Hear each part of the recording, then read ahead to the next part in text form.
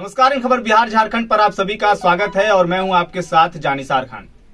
कल पूरे देश में बजट पेश होने वाला है। ऐसे में बिहार समेत तमाम राज्यों की उम्मीदें लगी हुई हैं कि आखिर उनके खाते में क्या कुछ मिलने वाला है, उन्हें क्या कुछ सौगात मिलेगा वित्त मंत्री की तरफ से। ऐसे में बिहार को भी उम्मीदें हैं, जहां पर बिहार को क्या मिलने वाला है। ऐसे में बिहार के वित्त मंत्री विजय कुमार चौधरी ने अपनी मांगे रखी है, मीडिया के सामने बताया उन्होंने कि क्या कुछ बिहार की डिमांड है और क्या कुछ इस बार के बजट से बिहार उम्मीद करता है। आपको बता दें कि विजय कुमार चौधरी ने कहा कि केंद्र सरकार की जो योजनाएं हैं, जो केंद्र सरकार योजना चलाती है, उसमें राज्य सरकार भी अपना पैसा लगाती है। ऐसे में बिहार सरकार पर वित्तीय दबाव जो है वो बढ़ता है, जिसको लेकर के वित्त मंत्री ने मीडिया से बात करते हुए कहा है। क्या कुछ कह रहे हैं विजय कुमार चौधरी, पहले आप सुनिए।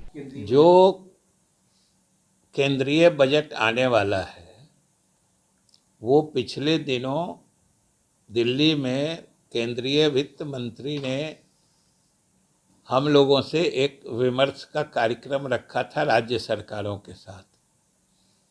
बिहार सरकार के प्रतिनिधि या वित्त मंत्री के रूप में मैं भी उसमें शामिल हुआ था और उसमें हम लोगों ने अपनी अपेक्षाएं केंद्रीय वित्त मंत्री जी को हमने बता दी है कि सबसे पहले तो जो एक सूद रहित ऋण की व्यवस्था पिछले दिनों में की गई है, जो हर राज्य सरकार को दी जाती है, उसको जारी रखना चाहिए, पहली बात।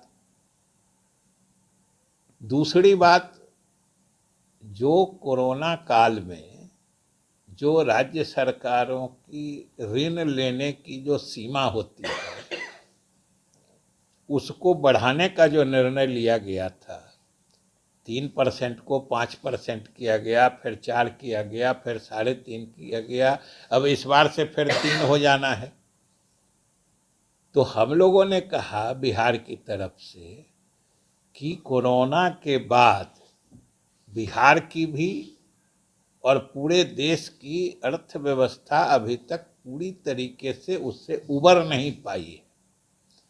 इसलिए ये जो ऋण लेने की सीमा है, इसको अभी जो SGDP कहते हैं, जो हमारा राज्य का सकल घरेलू उत्पाद होता है, उसके 4% जो पिछले वर्षों में रहा है उसको रहने देना चाहिए। तीसरी बात कि जो केंद्र प्रायोजित योजनाएं हैं उसकी संख्या घटानी चाहिए। हम लोग बराबर कहते हैं कि केंद्र प्रायोजित योजना का स्वरूप देखिएगा तो ये योजना बनाती है केंद्र सरकार और उसमें कुछ पैसे डाल के अब राज्य सरकारों को कहती है कि आप इतना पैसा डालिए तब आप इतना पैसा निकाल सकते हैं। तो ये एक तरह से वो अपनी योजनाओं से राज्य सरकार पर वित्तीय दबाव बढ़ाते रहते हैं। और इन्हीं के नीति आयोग ने जो मुख्यमंत्रियों का समूह बनाया था केंद्र प्रायोजित योजनाओं के अध्ययन के लिए, उसने भी अनुशंसा की है कि केंद्र प्रायोजित योजनाओं की संख्या सीमित होनी चाहिए और एक तरह से उन्होंने इशारतन कहा है कि जो इसकी संख्या 30-35 से अधिक नहीं होनी चाहिए। और आप देख रहे हैं इसको, और इस अनुशंसा को केंद्र सरकार ने मान भी लिया है।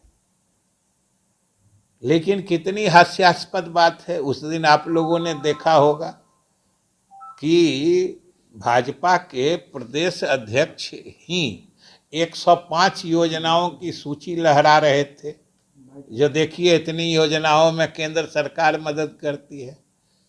तो खैर उनका कोई दोष नहीं है, उनको उस विषय पर बोलने के लिए कह दिया गया जिसकी उनको कोई जानकारी नहीं थी। वो समझ ही नहीं रहे थे कि अपने ही केंद्र सरकार के खिलाफ वो सबूत पेश कर रहे हैं। तो हम लोगों ने ये भी मांग की है कि केंद्र प्रायोजित योजनाओं की संख्या कम से कम होनी चाहिए और अगर आपको केंद्र की तरफ से मदद करनी है या योजना चलानी है तो आप केंद्रीय योजना चलाइए, आप 100% पैसा दीजिए, जो राज्य का हिस्सा होगा राज्य अपनी योजना चलाएगी। लेकिन योजना आप चलाते हैं, माने नाम आप अपना करते हैं कि ये केंद्र की योजना है और पैसा राज्य सरकारों का भी लगता है, तो इसको संख्या सीमित होनी चाहिए, ये सबसे बड़ी बात है।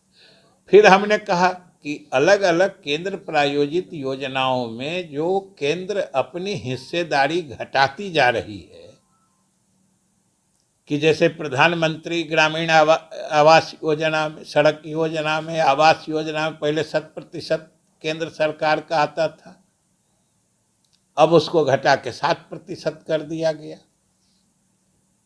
समझिए जो सर्व शिक्षा अभियान था, जो 85-15 और 75-25 पे चलता था, अब उसको समग्र शिक्षा बना के पहले 60-40 किया गया, अब 50-50 करके अब कह रहे हैं कि हम 5% हर साल घटा देंगे। ये क्या है भाई?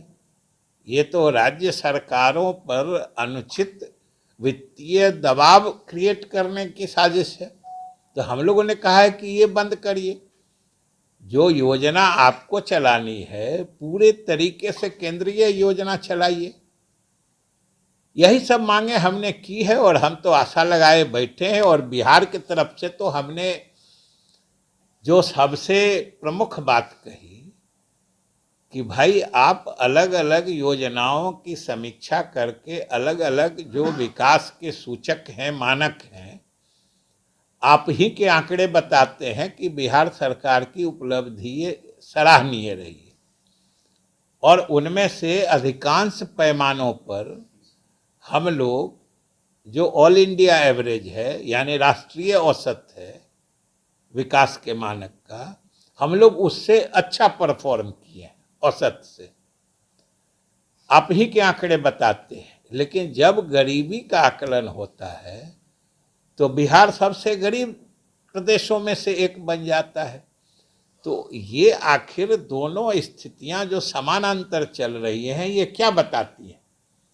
कि हम अच्छा काम भी कर रहे हैं, हमारी उपलब्धियां भी अच्छी है, फिर भी हम पिछड़ जाते हैं। तो आखिर चाहे विशेष राज्य का दर्जा हो या विशेष सहायता हो, इसका प्रावधान चाहे नीति आयोग हो या केंद्र सरकार में क्यों किया गया है?